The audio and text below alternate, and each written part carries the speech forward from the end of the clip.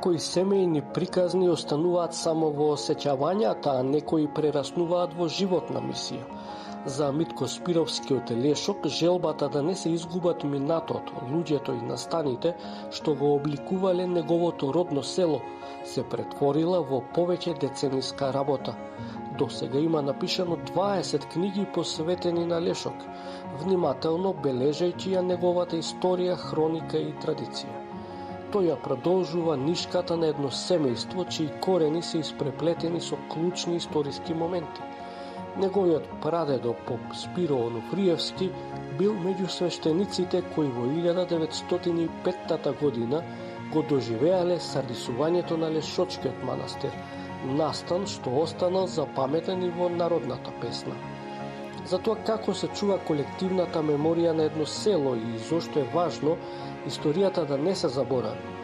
Тој пишува во книгата Сардисувањето на Лешочкиот манастир. Таму дава изворно и автентично објаснување на настаните и случките кои почнале во август 1905 година. Податоците ги добил, како што вели, изворно од неговите предци, меѓу кои Јатанас, брат на неговиот прадедо Спиро, како и други луѓе кои биле дел од еден од големиот број историски настани за Лешок. Воедно на овој начин со истражувањето и запишувањето, тој успева да го евидентира и широкото фамилиарно стебло со речиси 2000 лица во изминатите неколку векови. Јас имам од истражувањето и што слушав од дедо ми Андро, синот негов, она сред село ќе застанеше со патерицата, раскажува, полно работи меѓу кои и за сардисувањето. Значи, лично сум ги слушал, значи, што се случувало. Значи, и пазите, тоа го знаеме ние во фамилијата, го знае и Лешок. Го знае, но тоа требаше да се запише. Тоа избледува и не може секогаш да се пренесува. И затоа одлучив да пишувам посебна книга и јас истражував и ги анализирав и по машка и по женска линија наследството. Значи, јас не признавам само машка линија, јас сум патриота, јас го знам да ценам и црквата што тоа си има свое и затоа сме дошли до тука, но сега 21 век, значи, и дојдов до континуитет од 1645 лица, секој си има свој број.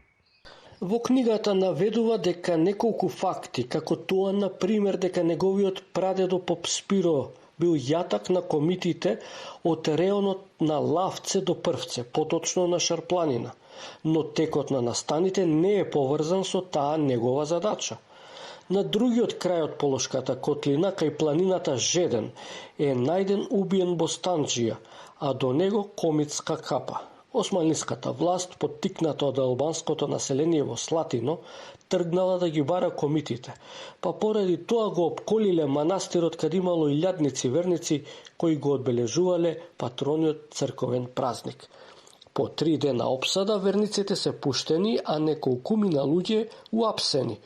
2 недели подоцна османлиските власти утврдиле дека лешочани немале врска со комитите кои поминувале покрај Жеден, па ги ослободиле уапсените. Спировски објаснува во книгата дека во народната песна, која се создала потоа, се додадени 2 моменти кои не се случиле. Првиот дека турскиот паша се налутил па го запалил манастирот, и вториот дека Гоце Делчев ја запалил џамијата. Историјата на Лешок е испреплетена со македонската национална борба за самостојност, која траела со векови, а сардисувањето на Лешочкиот манастир, според нашиот соговорник, е една од успешните приказни за отпорот кој македонците го пружале кон поробувачите. И покрај сардисувањето, Лешок потоа без жртви успел да продолжи да живее. А Спировски открива како еден млад интелектуалец од тоа време подоцна на некој начин ја продолжува институционалната борба за слобода во тогашна Европа. Слушнете што направил Крсте Лешков во обид да издействува македонска независност. Тоа е се поврзано, комитите, борбата за самостојна Македонија, независна Македонија, тоа тлеело се. И тоа е дел од таа наша национална историја, значи, и тоа се случува 2 години после Илинденското восстание. Значи, комитите, војводите продолжуваат да одат, да трагаат и да се борат на разни начини, за да доеме, затоа ете случајно дојде после Првата светска војна, не успеавме да добиеме држава. Ја би го спомнал и Крсте Лешков, од родот Лешкови од Лешок, е потекло од Лешок, кој што кога студира во Франција, поднесува декларација, барање во Версај, која мировна конференција за независност на Македонија. Значи, Крсте Лешков е потекло од Лешков по милица од турецки. Значи, и сите тие превирања, доаѓа Втора светска војна, продолжува, значи, од Илинденското восстание, Прва светска војна, Втора светска војна, до 2001 година кога погина Ѓоке, кај што и не случајно Свилија Петрушевски ја напишавме книгата, значи Лешок и лица од Лешок го дарија животот за Македонија. И тоа е се поврзано со ова што ме прашавте, значи, тоа е континуитетот и срдисувањето до денеска, значи, и еве имаме независна држава. Во неговото семејство љубопитноста за минатото се пренесувала од генерација на генерација.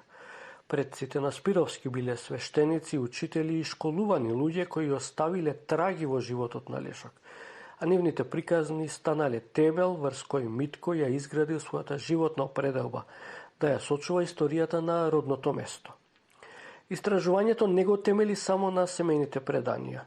Со години пребарува архиви, собира сведоштва и документи, а дел од семејната историја ја потврдуваат и тапии за имот од османлискиот период, кои сведочат за повеќе вековното присуство на неговиот род во Лешок. Токму спојот на личната семејна приказна, историските извори и упорната истражувачка работа резултира со 20 книги, со воевидна хроника на едно од најпознатите тетовски села. Имав среќна можност да ги спојам генерациите од 19. век. Мојот прадедо е Спиро е роден 1858, 20. век, татко ми и другите генерации, дедовците, и сега, еве, 21. век, новите генерации, деца и внуци. Значи, но ја секогаш сум ме интересирало, ја уште во Теарце кога бев, учев, секој ден купував Нова Македонија. Секој ден. Значи, и кога бев војсник во Риека, и таму бе преплетат ми доаѓаше. Значи, не сум и македонското радио. Значи, нешто имало што ете ме влечело и многу книги читавме во фамилија таква, и моите родители, сестрата, братот, попска фамилија, значи школовани луѓе. Инако ја би сакал тука да кажам, Лешок е познато, не случајно, има многу амбициозни луѓе со позитивни работи. Не случајно си роди овие дела и минатата година за лица од Лешок и така натаму. Значи, не можам да објаснам, само од себе си доаѓа тоа, однатре нешто. Во една од вашите книги пишувате за родот Лалошови, тоа е вашиот род. Може ли да ни објасните малку? Родот Лалошови беше енигма, многу интересно. Како Лалошови, не можеме да го објасниме зборот, но после дојде дека се објасни тоа. Многу забуна направија, јас кога почна да истражувам за родот и дојдов, што рековте вие, 4-5 века наназад, и дори Јован Трифуновски и Илија прекин имаше во Онуфрие, Јере Онуфрие. Тој е татко на мојот прадедо. Пазите, не знаеа дека Онуфрие бил поп овдека. Онуфрие инако е еден од криторите на црквата Свети Никола од Теарце.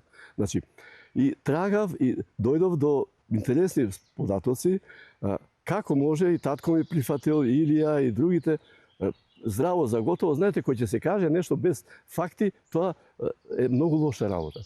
И дојдов до сознание дека прекин има и нема можност да се дојдени Лалошево непроштено. Лоза има Лалошево непроштено и во Варвара, предходно родот Лалошево истражувањето дојдов до сознание дека се викал предходно Глајној, кај што е епископот Јоаникија. Пазите, значи, тоа е континуитет од неколку векови.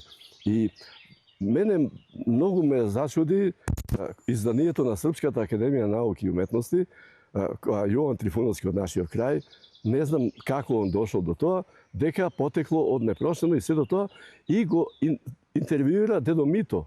Дедо Мито е син на Јастре, а Јастре е брат на мојот прадедо Спиро. Значи, кога е срдисувањето на Лешочкиот манастир, се во затвори мојот прадедо Спиро, Јастре и онче, тројцата браќа. И сега да не знае дали има случај на земјина топка, внукот да не го знае дедото. Испадна дека Дедо Мито, што го знам многу добро, дека не го знае кој му бил дедо. А во книгите така. И кога дојде до тие сознание, значи затоа трагав и во црковните документи, и во сите книгите, и дури и во, што реков, и во гробиштата на гробовите и така натаму, многу може да се научи, имаме традиција. Тоа беше што и дојдов до овие сознанија до кои што дојдов. Дојдов овие книги, кои што ја мислам дека правата вистина ќе дојде дека родот Лолошеви е со векови тука, а тоа го подкрепив и со тапиите. И вот, еве сега, најновата книга немам од Бранислав Светозаревиќ, нитоа ги имам другите книги. Не може одеднаш преку ноќ да падне имот. Значи, имотот бил во Отоманската империја со векови. Книгата Македонски народни песни од Полокосвен од Лешок опфаќа податоци за големиот број села, а на овој начин се зачувани историски моменти со оглед дека песните опишуваат дел од животот во тоа време, од лични судбини, настани, историски случувања, љубовни драми и интимна лирска содржина. Сакав да се запише покрај срдисувањето од Танец игра сред село и таа за баба ми Цвета како сама спие спето и други познати многу афирмирани песни од нашиот крај кои што се специфички, пак ќе кажам, и го докажуваат заедничкиот културно-духовен живот на македонците секаде на Балканот кај што сме. Значи, тоа беше основната и сметав дека јас чувствував потреба дека треба да оставам јас со моето знаење и искуство да оставам книга трага за во иднина. Митко многу го сака Лешок. Неговата љубов кон родното село не е само обична приврзаност. Тоа е неговиот тивок немир и вечна инспирација. Толку силно го сакава парче земја, што секој шум на лисијата, секој камен и секоја приказна раскажана покрај огништето ги преточи и во стихови.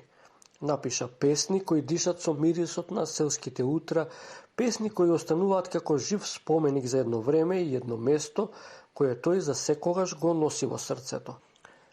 Токму таа длабока, речиси детска приврзаност кон корените го инспирираше да создаде безвременски песни, во кои го овековечи секој агол од својот роден крај.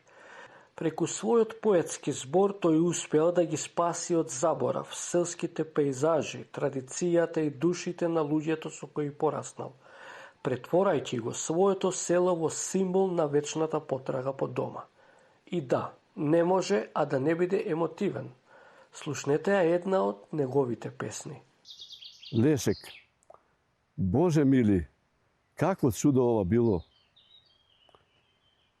Мој Лешек, свекој човек и свекој дрвце, листе и камче, мене да ми е мило. Господе Боже, каква магија мене ми стори. Кога ќе дојдем у Лешек, срцето и душата од ништо да не ме боли. Каков еликсер ти направи, Боже, храна за душата и моето тело, е штом пристигнем у моето родно село. Очите да се опијат у природата бујна, плуќата да се надишат со авата чиста, устата да се напие сладка вода од нашата шара, а ја да уживам у друштво со мезе, ракија, гравче и убава скара. Навечер да легнем и да заспием у длабок сон, а утрото рано да ме разбуди од вртшињата звон. Обемниот дел од неговото творештво посветено на зачувување на локалната историја и меморија е карактеризирана во делото со наслов Лица од Лешок Македонија, монографија на околу 200 страници која содржи дури 170 биографии на личности кои се родени, живееле или работеле во Лешок и на свој начин оставиле трага, но и за тие кои го напуштиле, но се уште придонесуваат за развој на нивното родно место. Ете, ја како што реков, ја фатувам и спортот и други делови, еве и 22 лица што погина војните, говорот, песните. Ја би кажал дека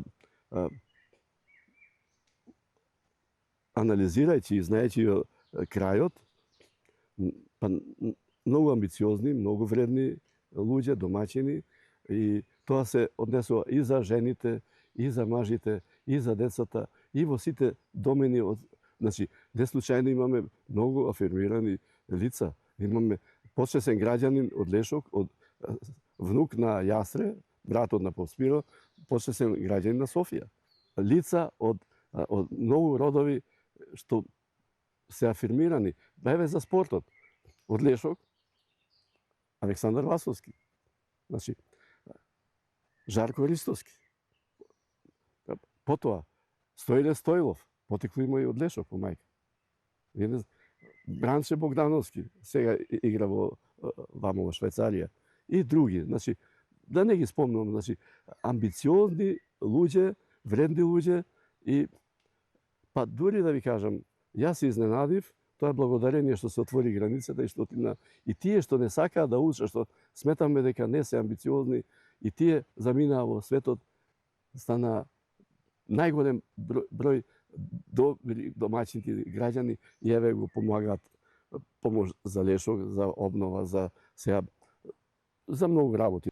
Речник на зборови говорени во Лешок, Македонија, Лешочки говор или Лешечки говор, е книгата која заслужува исто така да се спомене одвоено од творештвото на Спировски. Представува, како што вели Митко, мала лешочка енциклопедија со над 3750 зборови и над 750 фотографии. Од вкупниот број на 2000 именки запишани се преку 536 имиња на 48 населени места, 166 топоними, 93 родови и фамилии, 143 цркви, слави и верски празници и преку 86 имиња на лица, прекари и слично. Една од спецификите на Лешочкиот говор е разликата со Тетовскиот градски говор поради општествените прилики во османлискиот период и влијанието на турцизмите. Па има разлика голема, затоа што ние типично немало фамилиарни врски со турците тука. Имало чифлик, имало неколку чифлик сајби тука, но народ тука не живеел од турците. Значи, немало, додека во Тето прифатена е и носијата, и говорот, и многу адети и така натаму, а кај Лешок остана иманентно тука и тоа се одразува и во говорот. Речи се и да нема област од животот во Лешок што не ја истражил, запишал или документирал. Но за Митко Спировски ова не е крајот на истражувањето. Напротив, вели дека ќе работи на нови книги, убеден дека се уште има многу нераскажани приказни кои заслужуваат да бидат сочувани за идните генерации. Ние се разделивме со надеж дека повторно ќе се сретнеме, кога од печат ќе излезат неговите нови дела, а тој ќе ни раскаже уште едно поглавје од богатата историја на Лешок.